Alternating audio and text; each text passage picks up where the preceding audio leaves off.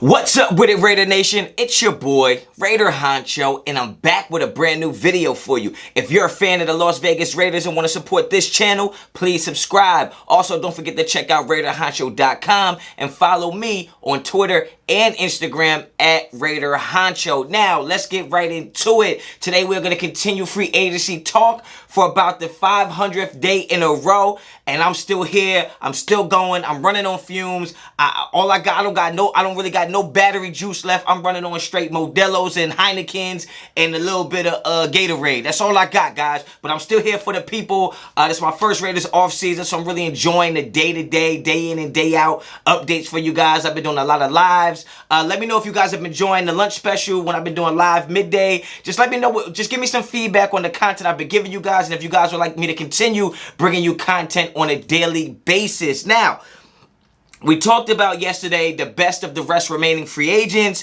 and obviously Anthony Harris on top of that list. He is no longer available. I covered that yesterday. I went live. The Eagles picked him up, I believe, 1 year, $5 million. And to say I was disappointed, you can say that, but I also was just more confused and perplexed on how we let a guy that only wanted 1 year, $5 million not sign with us. And it just brings up the question that maybe the Raiders just didn't see what we all saw when we look at Anthony Harris as somebody better than what we got in the building. Or maybe he just doesn't fit schematically on what they're trying to do in that secondary, right? And, you know, I got a lot of followers on Twitter that send me different articles and send me different things. So I definitely want to shout out my guy, Raiders fan, at etech_11. He sent me a photo, which is obviously an old picture of a tweet that Earl Thomas put out that says, "What happens in Vegas, ... It was replied by Richard Sherman that said, "Oh, getting the band back together," with that emoji that's like, So, right, so he's thinking about that, and then it's also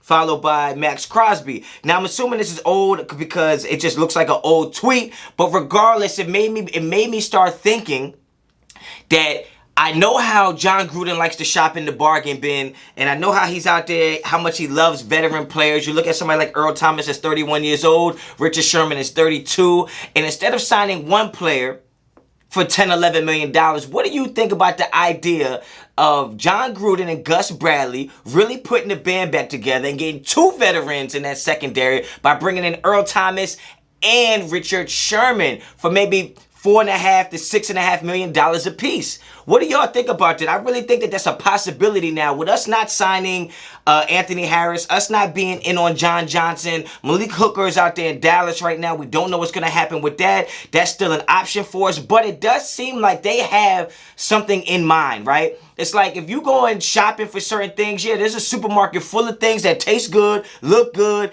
and that might really suit your cabinet or your kitchen. But if that's not what you went there shopping for the meal that you're preparing that night, you don't necessarily need to waste the money to pick it up. Now, if I'm going to go make me some damn steak and potatoes, I don't need to be going and looking at the damn Little Debbie honey buns, because that's not part of my meal tonight, okay? Now, maybe the steak and potatoes is Earl Thomas and Richard Sherman, and John Johnson and Anthony Harris was the little nutty buddies, the little star crunchers that nobody wants.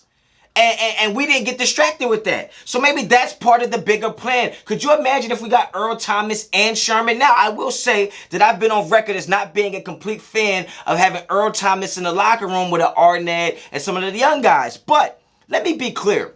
When you put a guy in a situation that he might not be comfortable in, like when you say he's in, when he's over there with Seattle towards the end of his career, when he's out there in Baltimore at the end of his career, like, when you're not happy in those situations, anything can happen, right? And I will say, I don't want to talk about his off-field stuff because he's never really had too much off-field stuff going on with red flags. I mean, he had a situation with, I believe, his wife or his baby moms or anybody who's had one or the other knows. Shit happens, man. Sometimes you get chased around the house with a gun. Shit happens. So I don't want to hold that against him, man. For most of his career, he's been a guy who's always been first in the gym, last in the gym, and he works really hard. And I think that can rub off on some of our guys as well, as far as our young defensive backs. But also, if you pair him with somebody he likes, like a Richard Sherman, somebody he trusts, somebody who has confidence in, somebody that he feels like can go to war with him, then I believe that's a match that can work, right? You guys get down in the comments and let me know what you think about the possibilities of Earl Thomas and Richard Sherman being a package deal. Now, it being Saturday morning, it's only 9:30 over here on the East Coast. There's not a lot of news going on, but somebody tweeted me that 30 minutes ago, and I just wanted to get you guys, get your feedback on that. What do y'all think about that? Do y'all think that we could get Richard Sherman and Earl Thomas for the low? If we can get that, I think that looks good. We still draft the safety. I think we can still draft the DB later in the round of cornerback. I like Trill Williams. You could probably get him really late. And you know what I mean? You still got Isaiah Johnson. You still got Trayvon Mullen. You still got Damon Arnett and Amik Robinson. You had those two veteran presences in our defensive backfield in our locker room. You bringing that championship pedigree. Two people who know what it takes to win. Two people who know what it takes to work hard to get to that level of success. It could be a good look for us out there, yo. So if you like this video, please like the video. If you like the content on this channel, please subscribe to the channel. Now, I just want to say thank you for everybody who's out there supporting all the lives, all that stuff. Get down in the comments. Let me know if you want me to keep that up.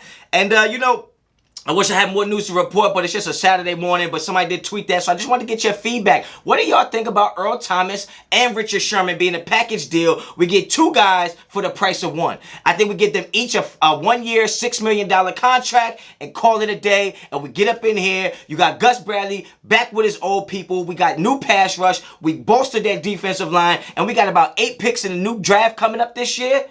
That could be a good look. Let me know what y'all think. And until the next time. Honcho out.